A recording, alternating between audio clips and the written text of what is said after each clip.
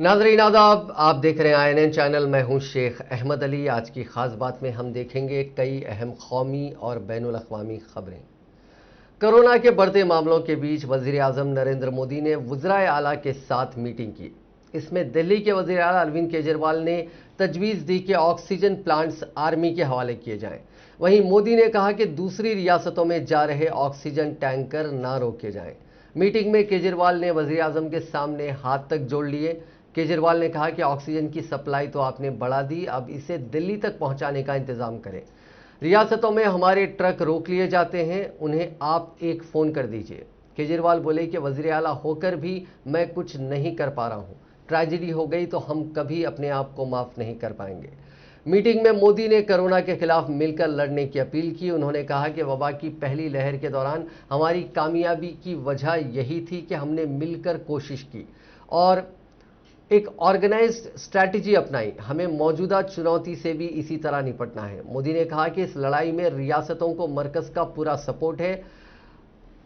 वजारत सेहत रियासतों के राब्ते में है और हालात पर नज़र रखे हुए है। वो वक्त वक्त पर रियासतों को ज़रूरी सलाह भी दे रहा है। वज़ीर आज़म ने कहा कि ऑक्सीजन सप्लाई बढ़ाने की कोशिशें जारी हैं। फौरी ज़रूरत को देखते हुए इंडस्ट्रियल ऑक्सीजन को भी डाइवर्ट किया जा रहा है।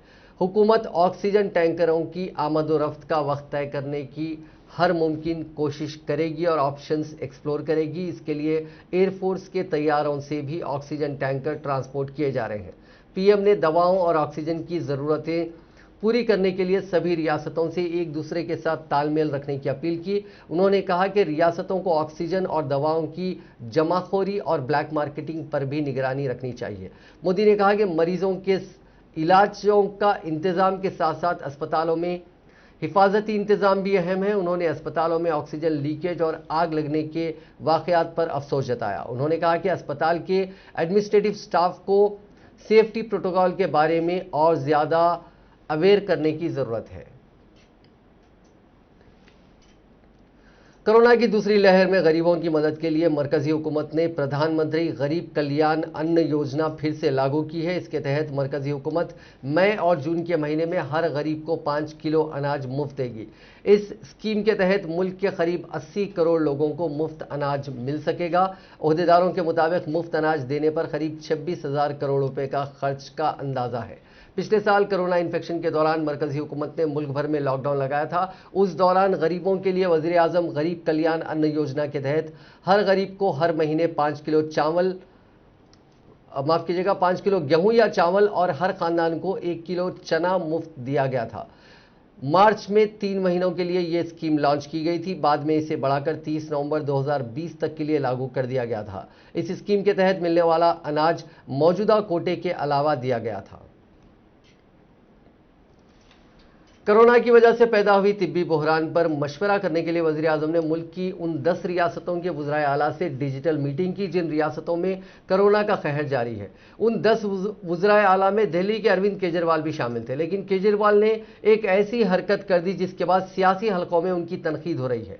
वाज़ेह रहे कि उन्होंने इस मीटिंग में जो बोला उसका लाइव टेलीकास्ट कर दिया। आमतौर पर ऐसी मीटिंगों को कॉन्फिडेंशियल के ज़मरे में माना जाता है।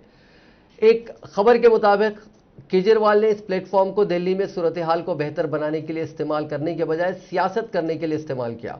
अरविंद केजरीवाल ने इस मीटिंग में मुतालबा किया था कि ऑक्सीजन को जहाज और ट्रेन के जरिए मुंतकिल किया जाए, जिस पर जराए ने कहा कि दिल्ली के वज़ीर आला को यह मालूम होना चाहिए कि इंडियन एयरफोर्स की मदद से पहले ही ऑक्सीजन को एक जगह से दूसरी जगह मुंतकिल किया जा रहा है और रियासतों की दरखास्त पर ट्रेन इस काम में पहले लगी हुई हैं और दिल्ली हुकूमत की जानिब से ऐसी कोई दरखास्त मौसूल नहीं हुई है। सरकारी ज़राए का यह भी कहना है कि केजरीवाल टीके के ताल्लुक से भी रियासतों और मरकज़ के दरमियान गलत फहमी पैदा करने की कोशिश कर रहे हैं। मरकज़ ने केजरीवाल पर सियासत करने का इल्ज़ाम लगाया और कहा कि वो अपनी नाकामी का ठीकरा मरकज़ के ऊपर फोड़ने की कोशिश कर रहे हैं। इस सारे मामले पर दिल्ली हुकूमत ने वजाहत की है कि उनको ऐसी कोई हिदायत नहीं थी कि इस मीटिंग को कॉन्फिडेंशियल रखना है। उन्होंने कहा कि माजी में ऐसा कई मरतबा हुआ है जब अवामी अहमियत के हामिल मुद्दों पर होने वाली मीटिंगों जिनको कॉन्फिडेंशियल रखने के लिए नहीं कहा गया उनको लाइव किया गया। दिल्ली हुकूमत ने माफ़ी मांगते हुए कहा कि अगर इससे कोई परेशानी पैदा हुई है तो वो माजरत ख्वाह है।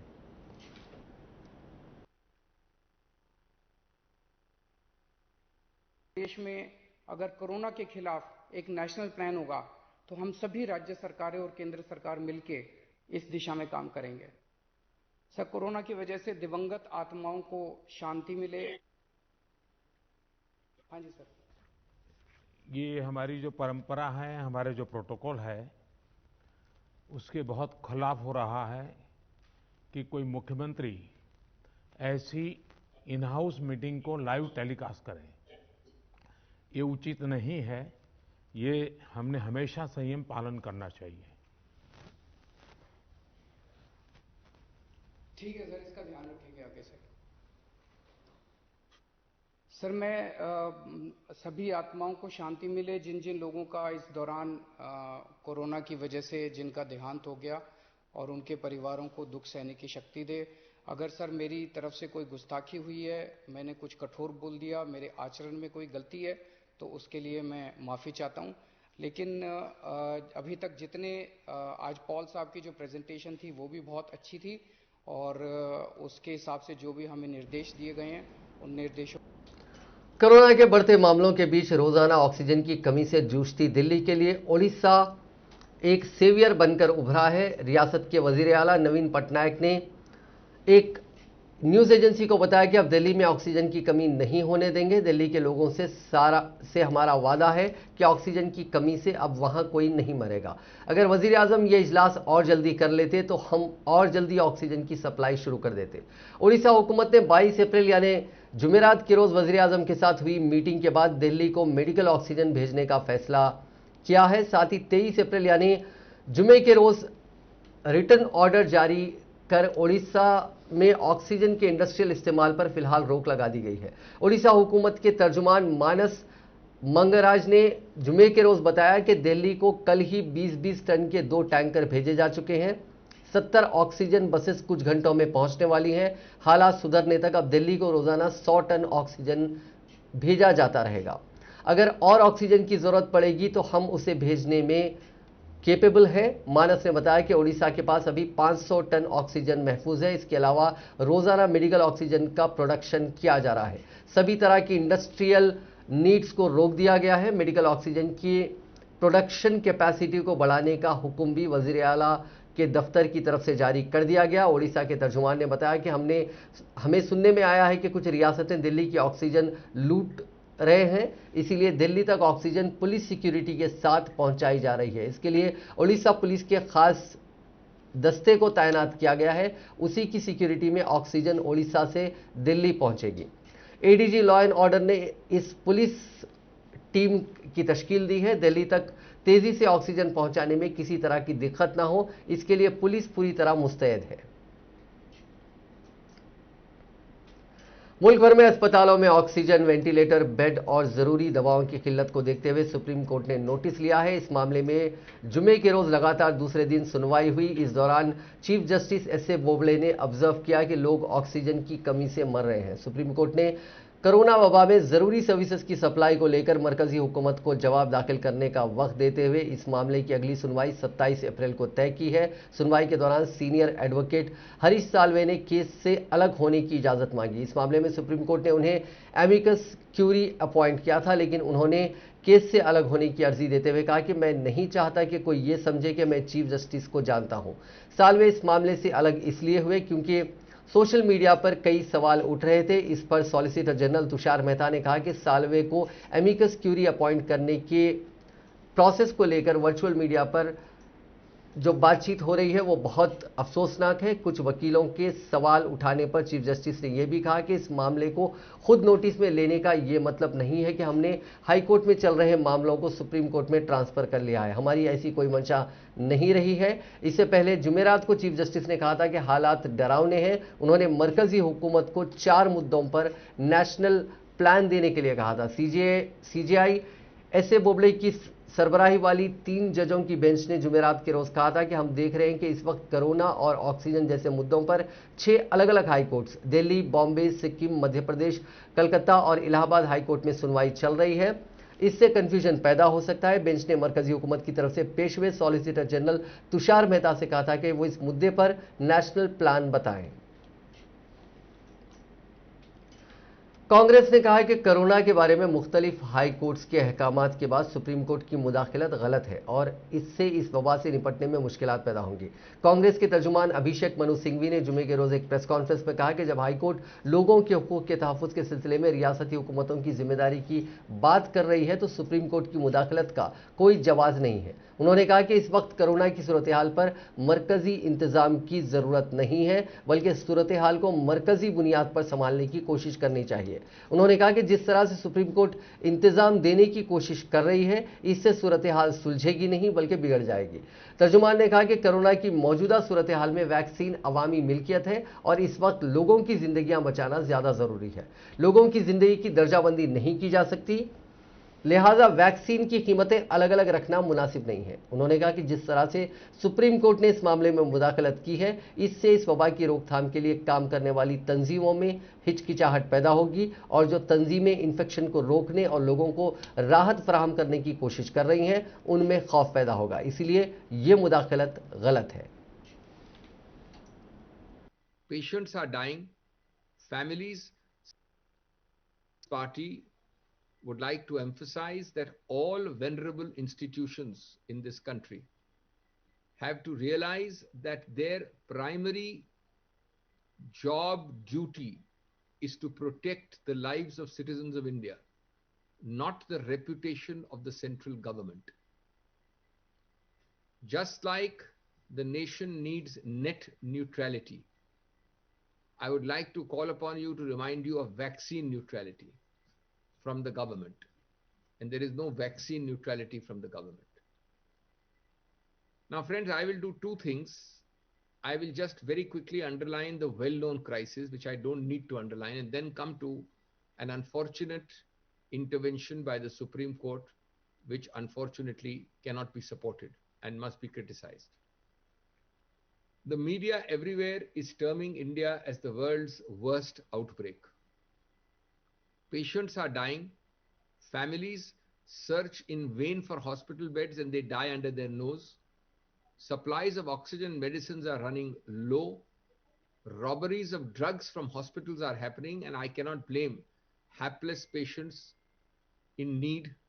Crematoriums and burial grounds cannot cope with the sheer number of corpses.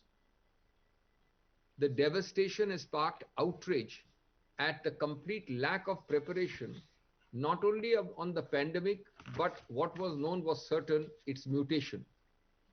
Only 2 months ago or 3 months ago, the government, in its usual self-congratulatory, self-patting mode, was reveling in its success of reining in COVID. Now we are reporting 3.5 lakhs or so per day infections and just under 3,000 deaths a day or 2,800, etc. India currently stands at the first position in the world and is taking approximately 9 days to double its cases. 9 days. It is also possibly number one, but certainly number two. I mean, we are competing with Brazil one day or the other, I don't know. And we are in the mode of fast outstripping them. But we are possibly one, but certainly two in terms of corona fatalities, deaths. And of course, our movement is far and faster to outstrip all others and gain numero uno position in this tragic. दुनिया भर में corona के मामले रोज नए record बना रहे हैं। लगभग सभी मुल्कों में कोरोना के नए मामले फिर से बढ़ने लगे हैं। पिछले 24 घंटों में रिकॉर्ड 8,80,977 मामले सामने आए हैं। ये कोरोना वबा की शुरुआत से अब तक का सबसे बड़ा आंकड़ा है। इससे पहले 7 और 8 जनवरी को 8,43,000 नए केसेस सामने आए थे। चारशुम्बे के रोज यानी पिछले 24 घंटों में दुनिया में 14,088 लोगों की कोरोना की वजह से मौत हो गई। सबसे ज़्यादा 3,157 अमवात ब्राज़ील में रिकॉर्ड की गई। अगर हम दीगर आंकड़ों की बात करें तो फिलहाल 1,87,00,000 लोगों का इलाज चल रहा है। फिलहाल अब तक 14 करोड़ 50 लाख से ज़्यादा लोग कोरोना की चपेट में आ चुके हैं। इनमें से 30,71,000 मरीजों की मौत हो चुकी है। मुल्क में कोरोना की रफ्तार कम होने का नाम नहीं ले रही है। हर रोज आंकड़ों के नए रिकॉर्ड बन रहे हैं। पिछले 24 घंटों के अंदर अब तक के सबसे ज्यादा नए मरीज मिले। इस दौरान 3,32,320 लोग पॉजिटिव पाए गए। ये लगातार दूसरा दिन है जब मुल्क में एक दिन के अंदर 3 लाख से ज्यादा मरीजों की पहचान हुई है। इससे पहले चारशंबे के रोज 3,15,000 लोग कोरोना से मुतासिर पाए गए थे। दूसरी फिक्र की बात यह भी है कि अमवात की तादाद में भी रिकॉर्ड बढ़ोतरी दर्ज की जा रही है। जुमेरात के रोज एक दिन के अंदर 2,256 मरीजों ने दम तोड़ दिया। कोरोना से एक दिन के अंदर मरने वालों का यह आंकड़ा सबसे ज्यादा है।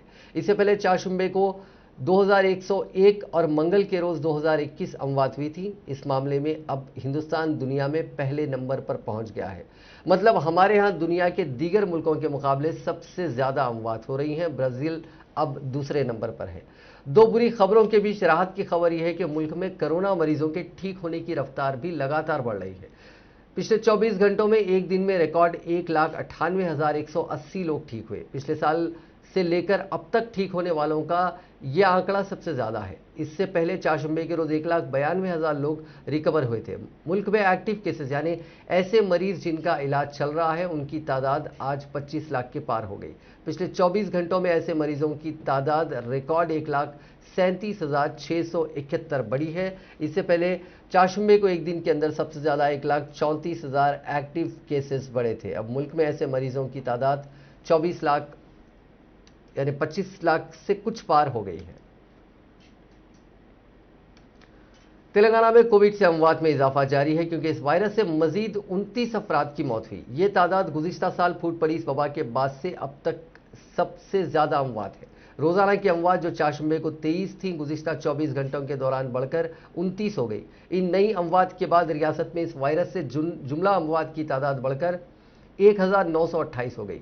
रियासती महकमे सेहत की जानिब से जारी करदा बुलेटिन में कहा गया है कि अमवात की शरह कौमी सतह की शरह यानी नेशनल एवरेज 1.1% है, जबकि तेलंगाना में ये रेट 0.5% है। रियासत में रोजाना के मामलात एक मरतबा फिर 6,000 से तजावुज कर गए। जुमला 6,206 अफराद मुस्बित पाए गए, जिसके बाद इन मामलात की तादाद बढ़कर 3,79,494 हो गई। एक ही दिन में मंगल को 6,542 मामला दर्ज किए गए। मायनों की तादाद में कमी के नतीजे में कोविड के मामलात में भी कमी आई थी। ताहम एक मरतबा फिर इन मामलात की तादाद 6,000 से तजावुज कर गई।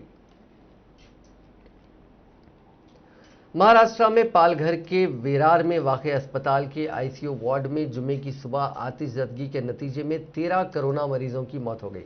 अस्पताल ज़राए ने बताया कि विरार के विजय वल्लभ अस्पताल की आईसीयू वार्ड में सुबह तकरीबन 3:15 बजे एयर कंडीशनर में शॉर्ट सर्किट के बाद आग लग गई। वाक़े की इत्तला मिलते ही मौके पर पहुंची फायर ब्रिगेड ने आग बुझाने का काम शुरू किया और 5:30 बजे तक इस पर काबू पा लिया गया। थाना म्युनिसिपल कॉरपोरेशन के रीजनल डिजास्टर मैनेजमेंट सेल के अफसर संतोष कदम ने बताया कि वार्ड में जुमला 17 मरीज दाखिल थे, जिनमें से 13 अफराद दम तोड़ गए और 4 दीगर मरीजों को करीबी अस्पताल मुंतकिल किया गया।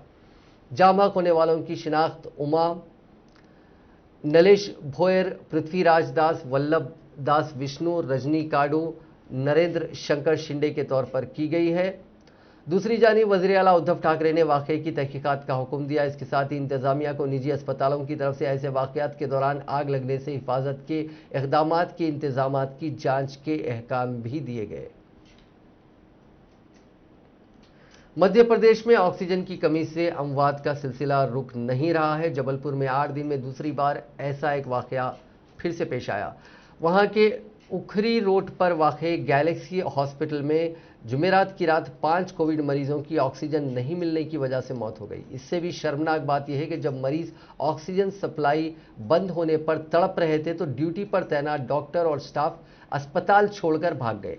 इसके बाद पुलिस ने मौके पर पहुंचकर आनन फानन में मोर्चा संभाला। फौरी कुछ सिलेंडर्स का इंतजाम कराया गया, लेकिन 2 मरीजों की हालत अब भी नाजुक बनी हुई है। इस पूरे वाक़े से गुस्साए अफराद खानदान ने जमकर हंगामा किया। गैलेक्सी हॉस्पिटल में जुमला 65 कोविड मुतासिर भर्ती थे।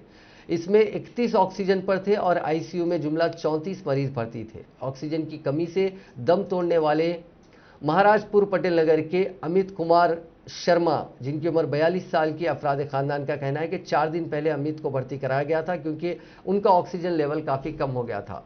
वो ऑक्सीजन सपोर्ट पर थे, लेकिन जुमेरात की रात 1:30 बजे अचानक ऑक्सीजन खत्म हो गई। अमित कुमार के साथ ही आईसीयू में भर्ती नरसिंहपुर के रहने वाले 65 साल के गोमती राय, वहीं नरसिंहपुर के रहने वाली विमला तिवारी और दीगर मरीजों ने तड़प तड़प कर दम तोड़ दिया। हैरानी की बात यह कि अस्पताल में ऑक्सीजन का बैकअप तक नहीं रखा गया था। मरीजों की मौत और डॉक्टर्स के अस्पताल से भागने के बाद अफराद खानदान ने हंगामा कर दिया और पुलिस को इत्तला दी। इसके बाद सीएसपी दीपक मिश्रा समेत कोतवाली, लॉर्डगंज, विजयनगर, मदन महल और दीगर पुलिस थानों से पुलिस मौके पर पहुंची। पुलिस की एक टीम ने ऑक्सीजन सिलेंडर्स लेकर एक टीम वहां पे अस्पताल पहुंची, तब जाकर रात 3 बजे ऑक्सीजन की सप्लाई दोबारा शुरू हो पाई।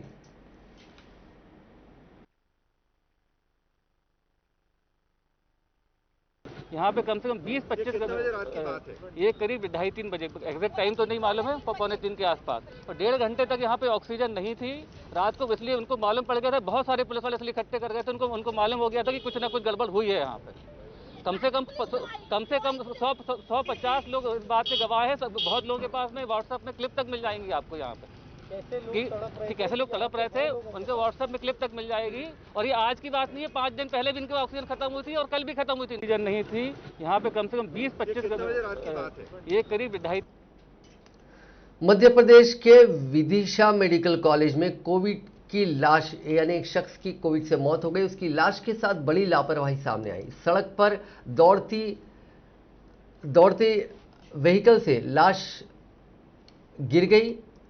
लोगों ने देखा तो तेज आवाज देकर उस व्हीकल को रुकवाया। इसके बाद डेड बॉडी फिर उसमें रखी गई और फिर उसे आखिरी रसूमात के लिए ले जाया गया। इस वाक़े का वीडियो भी सामने आया है। जानकारी के मुताबिक उस गाड़ी में एक बार में सिर्फ 2 लाशें रखी जा सकती थी, लेकिन इसमें 3 डेड बॉडीज रखी गई। ये स्ट्रेचर पर थी। गाड़ी चली तो रफ्तार की वजह से स्ट्रेचर गेट से टकरा गई और गेट खुल गया। डोर और लाश सड़क पर जा गिरे। ये गाड़ी मध्य प्रदेश के एक ब्लड डोनेशन सोसाइटी का है जो विदिशा मेडिकल कॉलेज से अटैच है और काफ़ी पुराना हो चुका है। कुछ लोगों ने डेड बॉडी नीचे गिरते देखी तो ड्राइवर को आवाज़ें लगाकर रोका, तब कहीं लाश को फिर दोबारा गाड़ी में रखा जा सका।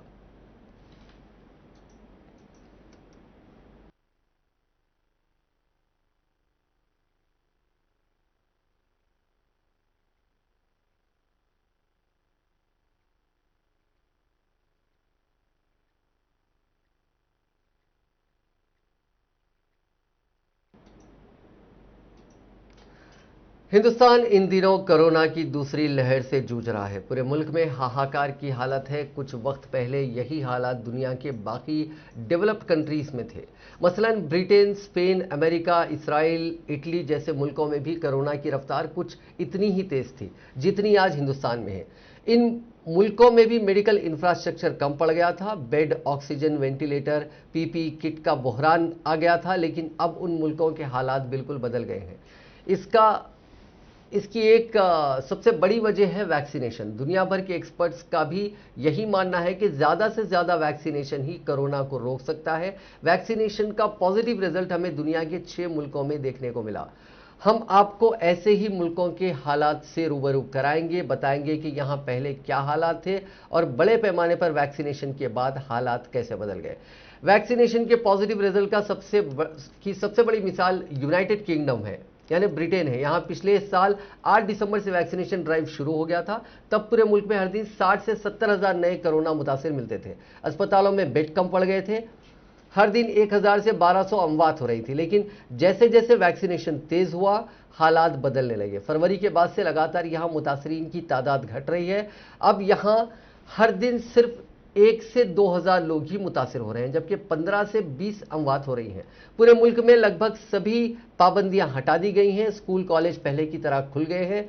इसराइल में अब मास्क पहनने की जो पाबंदी है वो ख़त्म कर दी गई है, मतलब लोग बगैर मास्क के घूमने लगे हैं। स्कूल, कॉलेज, कारोबार फिर से खुल चुका है। बाजार खुल रहे हैं, टूरिस्ट आने लगे हैं। मतलब इसराइल ने कोरोना को लगभग मात दे दी है। ये सब मुमकिन हो पाया है क्योंकि वहाँ अब तक 61% आबादी को वैक्सीन लगाई जा चुकी है। आने वाले 2 से 3 महीनों के अंदर इसे 90% के पार करने का निशाना है। यहां पहले 10 से 11 हजार लोग मुतासिर मिलते थे, अब बमुश्किल 100 लोग मुतासिर पाए जा रहे हैं, जबकि हर दिन 1 या 2 अमवात ही हो रही हैं। हिंदुस्तान में अभी जो हालात हैं कुछ वैसे ही सितंबर से लेकर जनवरी तक अमेरिका में थे। हर दिन 1 से 3,07,000 के बीच कोरोना मुतासरीन मिल रहे थे। इस दौरान अमरीकी सदर का इंतखाब भी हुआ। जैसे हिंदुस्तान में कायदीन के रैलियों में भीड़ उमड़ती है, वैसे ही बेकाबू भीड़ वहां भी रहती थी। ज्यादातर लोग मास्क नहीं पहनते थे। हर दिन 2 से 6,000 के बीच लोगों की मौत हो रही थी, लेकिन पूरे मुल्क ने हार नहीं मानी। वैक्सीनेशन तेजी से हुआ। अब हालात ये हैं कि वहां की करीब 40% आबादी को वैक्सीन लगाई जा चुकी है। इसके चलते इन्फेक्शन की रफ्तार में 80% की गिरावट दर्ज की गई है।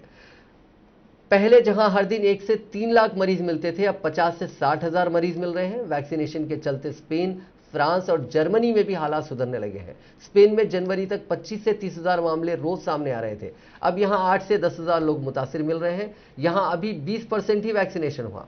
इसी तरह फ्रांस में अब तक 18.73% लोगों को वैक्सीन लग चुकी है। यहां अप्रैल की शुरुआत में एक दिन के अंदर 60,000 तक मरीज मिल रहे थे, अब इसमें गिरावट हो रही है। अब हर दिन 25 से 30,000 केसेस सामने आ रहे हैं। जर्मनी में अभी 20.07% आबादी को वैक्सीन लगी है। इसका असर यह है कि यहां अमवात की रफ्तार काफी घट गई है। जनवरी तक हर दिन जहां 1 से 1,500 मरीजों की मौत हो रही थी, अब 200 से 40 लोगों की जान जा रही है। कोरोना से जंग के बीच एक अच्छी खबर है।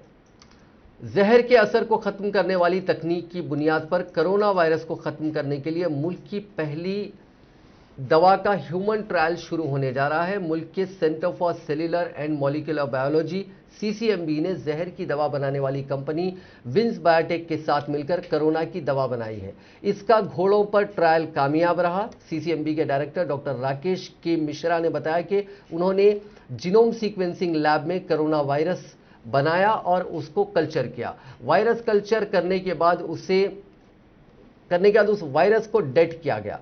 इस डेड वायरस को घोड़ों में इंजेक्ट किया गया। फिर 15 दिन और 25 दिन के फर्क पर देखा गया कि घोड़ों में एंटीबॉडी बन गई है। विंस बायोटेक के साथ मिलकर ऐसे 3,000 घोड़ों पर ट्रायल किया गया, जो पूरी तरह कामयाब रहा। इस ट्रायल के बाद विंस ने DGCI यानी drugs controller general of India के पास ह्यूमन ट्रायल के लिए अप्लाई किया है। उम्मीद है कि 1 या 2 दिन में अप्रूवल मिल जाएगा। डॉक्टर मिश्रा और साइंटिफिक प्रोफेसर पूरन सिंह सीजवाला बताते हैं कि ये तजुर्बा जहर को मारने वाली यानी एंटी वेनम तकनीक पर किया जा रहा है। इसमें बहुत कम तादाद में घोड़ों के जिस्म से कोबरा का जहर इंजेक्ट किया जाता है। इस जहर के खिलाफ घोड़े में एंटीबॉडी बन जाती है। एंटीबॉडी बनने के बाद घोड़े के खून को निकालकर एंटीबॉडी प्यूरिफाई करते हैं। वो एंटीबॉडी उस वक्त उस शख्स को इंजेक्ट करते हैं जिसे सांप ने काटा है। साइंटिस्ट के मुताबिक इंसान में भी इनएक्टिव वायरस को इंजेक्ट कर एंटीबॉडी बनाई जा सकती है, लेकिन आदमी के जिस्म से इतना खून नहीं निकाल सकेंगे कि हजारों लोगों के लिए दवा बनाई जा सके, जबकि घोड़े के जिस्म से 2 लीटर खून कई बार निकाल सकते हैं। इससे हजारों लोगों के लिए दवा बन सकती है। कोरोना वबा के बढ़ते कहर के बीच आपके लिए बड़ी राहत की खबर है। इंश्योरेंस रेगुलेटर IRDA यानी insurance regulator development authority of India ने इंश्योरेंस कंपनियों को कहा है कि अगर उन्होंने अपने ग्राहकों को नेटवर्क हॉस्पिटल में कैशलेस इलाज की सहूलत मुहैया कराई है, तो इसी तरह कोरोना का इलाज भी कैशलेस तरीके से करना होगा।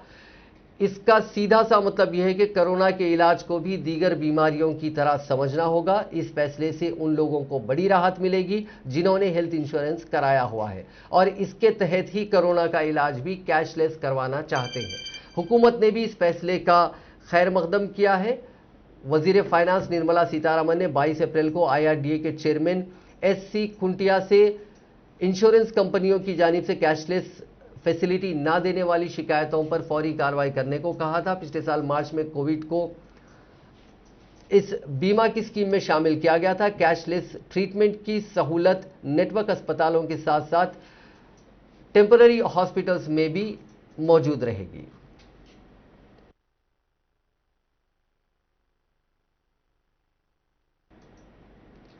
नाजरीन, आज की खास बात में बस इतना ही। आपसे कल मुलाकात होगी नई खबरों के साथ, नए एनालिसिस के साथ। फिलहाल दीजिए इजाजत। खुदा हाफिज।